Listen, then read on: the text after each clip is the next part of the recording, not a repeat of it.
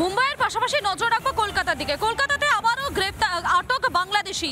NRS হাসপাতালের সামনে থেকে আটক করা হয়েছে এক মহিলাকে। অনুপ্রবেশকারী সন্দেহে আটক করে পুলিশ।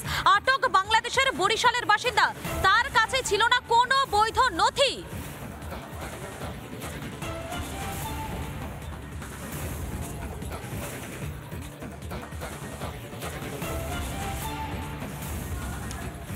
সরাসরি চলে যাবো, আমাদের সঙ্গে রয়েছেন আমাদের প্রতিনিধি সৈকত রয়েছেন। সৈকত, এই বিষয়ে বিস্তারিত জানাও।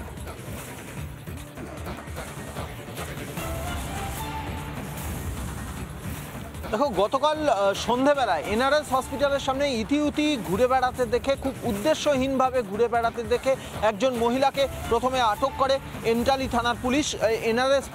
এনআরএস যে হসপিটাল, সেই এনআরএস হসপিটাল চত্বর এন্টালি থানার মধ্যে পড়ে। সেই এন্টালি থানার পুলিশ তাকে আটক করে এবং তারপরে এই এন্টালি থানায় নিয়ে এসে তাকে জিজ্ঞাসাবাদ করে জানা যায় তার নাম বেবি বিশ্বাস, বরিশাল এলাকার বাসিন্দা। কিন্তু আচমকা বরিশাল এলাকার বাসিন্দা কলকাতায় এলেন কেন, এই বিষয়টা এখনো পর্যন্ত পুলিশের কাছে কার্যত স্পষ্ট নয়।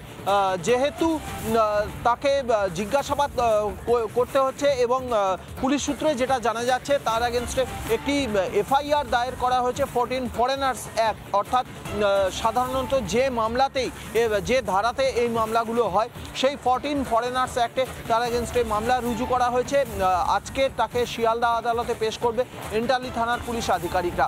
কিন্তু আচমকা বাংলাদেশের বরিশালের একজন মহিলা কলকাতায় এলো কেন, এবং কলকাতায় এনআরএস হসপিটালের পাশেই রয়েছে শিয়ালদা স্টেশন, ব্যস্ততম স্টেশন। এই চত্বরে আচমকা এভাবে সন্দেহজনকভাবে এদিক ওদিক ঘুরে বেড়ানো, তার গতিবিধি দেখে প্রথমেই সন্দেহ হয় এই এন্টালি থানার বা এলাকার কর্তব্যরত ট্রাফিক পুলিশ এবং এন্টালি থানার পুলিশের। আচমকা এখানে এলো কি করে, সেই বিষয়টা জানতে তাকে লাগাতার জিজ্ঞাসাবাদ করছে তদন্তকারীরা। আজকে শিয়ালদা আদালতে প্রোডাকশন করে কিভাবে সে এলো এই বিষয়ে কিন্তু রীতিমতো জিজ্ঞাসাবাদ করছে পুলিশ। তাকে জেরা করে আরো কোনো তথ্য পাওয়া যায় কিনা সেদিকেই নজর রয়েছে। আপাতত তোমাকে ধন্যবাদ সৈকত।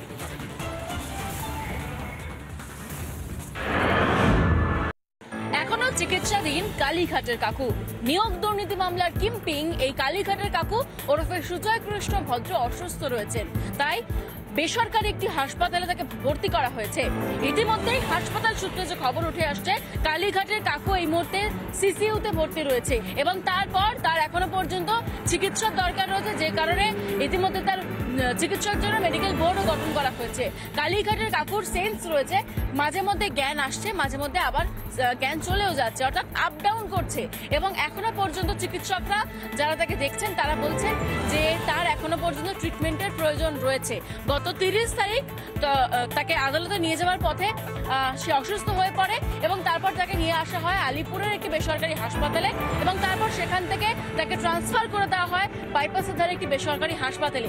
সেখানে একটি মাল্টি ডিসিপ্লিনারি বোর্ড গঠন করে তাকে এই মুহূর্তে চিকিৎসাধীন রাখা হয়েছে। ভিডিও জার্নালিস্ট মহিতার সঙ্গে ইন্দ্রিলা ঘোষ রিপোর্ট, রিপাবলিক বাংলা, কলকাতা। নানা ধরনের কন্টেন্ট দেখার জন্য লাইক করুন, শেয়ার করুন আমাদের ফেসবুক পেজ, সাবস্ক্রাইব করুন আমাদের ইউটিউব চ্যানেল। পাশাপাশি অন্যান্য ব্রেকিং নিউজের জন্য অবশ্যই চোখ রাখুন রিপাবলিক বাংলায়।